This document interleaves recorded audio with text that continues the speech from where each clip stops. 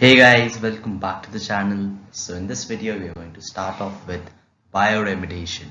So let's get started.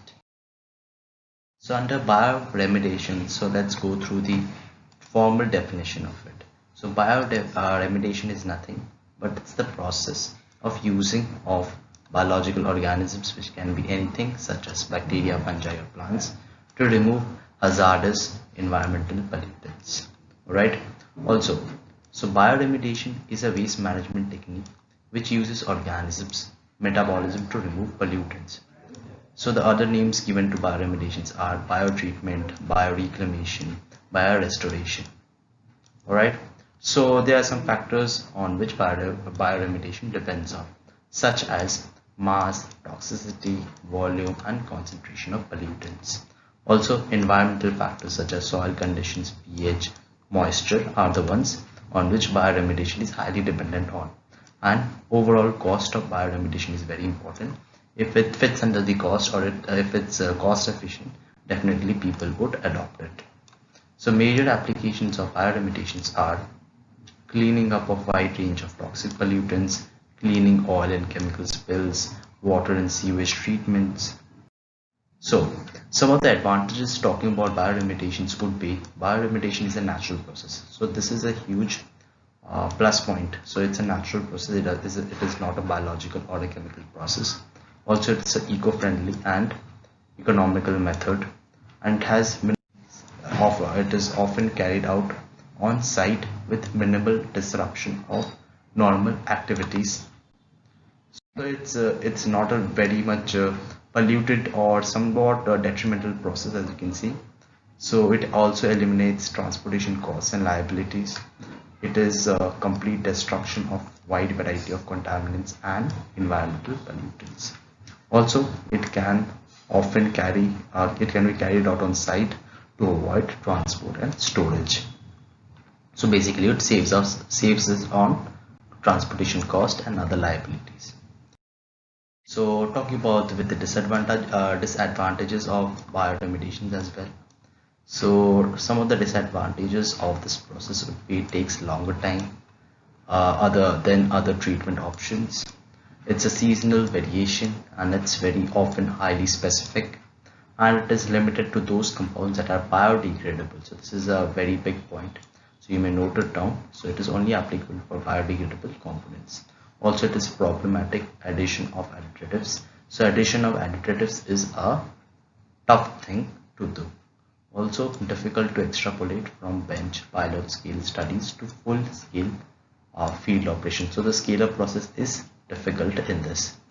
Also, research is needed to develop bioremediation technologies that are appropriate for complex mixture of contaminants.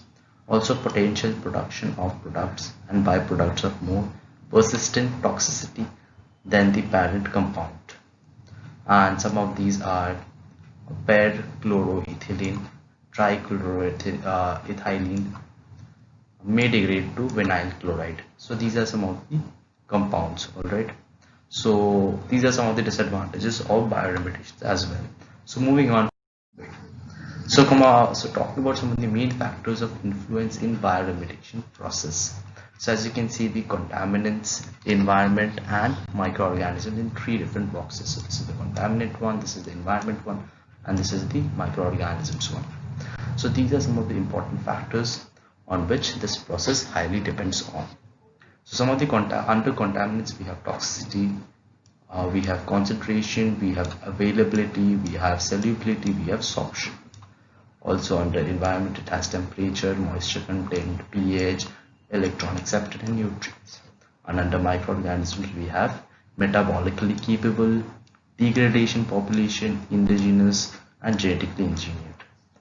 And as you can see at the lower bottom, or the bottom of the slide, as you can see, inorganic and organic, recalcitrant, soil, water, air, and these are all of the factors on which these bioremediation process depends on. I'll be explaining each of the factors in detail.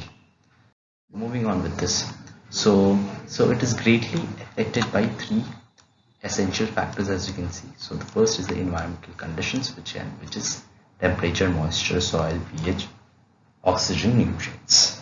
Under contaminants, we have composition, concentration, toxicity, bioavailability, solubility, volatilization, and other physiochemical characteristics. And the last one we have is the microbial species, which can be anything such as aerobic or thermophilic anaerobes. So the next point that we have here is the aerobic or the anaerobic metabolism involved in the redox reaction. Alright, for detoxification. This is detoxification, which is cut here.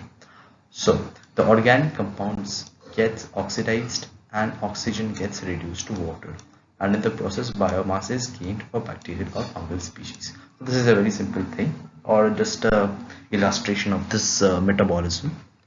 So the organic compound which is present gets oxidized, and thus and the oxygen which is present here gets reduced to water. As you can see, all of the organic compounds which is here gets oxidized, all the food contaminants in this, and in the process biomass is gained for bacterial and fungal species. Alright, so I'll be explaining the entire process in detail. So moving on with this, so just giving an overview of the term bioremediation, all of the factors. So the factors here we have is the microbial population, which is the suitable kind of organism that can biodegrade all of the contaminants. Next we have here is the chemical nature of pollutants. The aliphatic compounds are more easily degradable than aromatic compounds. Water solubility and presence of cyclic ring, branch structure and halogen influence its degradation. Also we have the nutrients. So the nutrients can be nitrogen, phosphorus, sulfur, potassium and other nutrients to support the good microbial growth. We have oxygen, which is essential for every process. So the supply needs to be enough for aerobic biodegradation, around 2% of oxygen in the gas phase. And water should be around 50 to 70% of water holding capacity of the soil. It influences material solubilization, pH and osmotic pressure. Also next we have the temperature. So under temperature appropriate for microbial growth is 0 to 50 degrees, and it affects rate of enzyme catalyzed reaction. The last one is the pH. Best range pH, suited pH is 6.5 to 7.5, and it affects availability of nutrients. So these are some of the important factors on which bioremediation depends on. So moving on from there on, so methods of bioremediation. So there are some of the methods that are very much responsible for conduction of this process. So one is biostimulation, then we have bioaugmentation, and last one is the intrinsic bioremediation. So biostimulation is nothing but the method in which bacteria are motivated to start the process of bioremediation. Right, so how this motivation is carried out? So in this method, first the experts release nutrients and other important substances in the soil where there is need of removing the contaminants, and these are in the form of gases or liquid.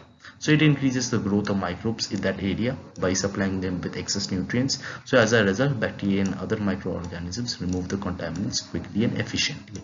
So definitely the process of motivating the bacteria is thus providing the soil or putting extra amount of microbes into the soil so that these remove as much contaminants it can. So next is the bioaugmentation. So bioaugmentation is the microorganisms that can clean up a particular contaminant and are added to the contaminated soil and water. So bioaugmentation is more commonly and successfully used on contaminants removed from original sites such as municipal wastewater treatment. So under municipal wastewater treatment, bioaugmentation is the most popular method that we use. Also, I'll be explaining all of these three processes in detail. So the last one that we have here is the intrinsic bioremediation. So in this, the process takes place in soil and water because these two places are always full of contaminants and toxins. All right, and this process is also called as natural attenuation. Also means use of microorganisms to remove harmful substances from soil and water, and especially those sites are treated with this method which are underground, for example underground petroleum tanks and other methods.